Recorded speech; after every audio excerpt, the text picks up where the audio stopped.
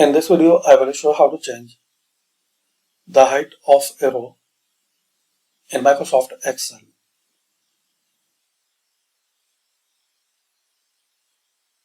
So right click on any row, click on row height,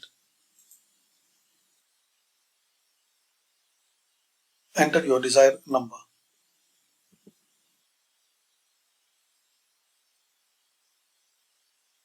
Can change row height for multiple rows.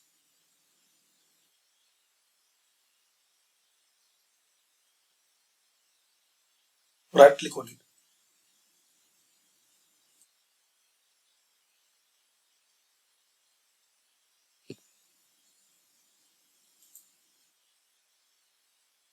Like this.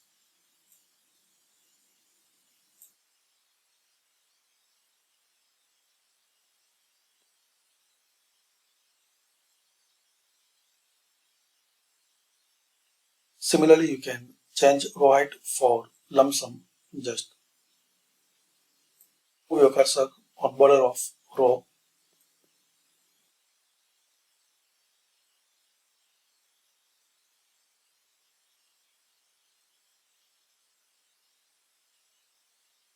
Like this.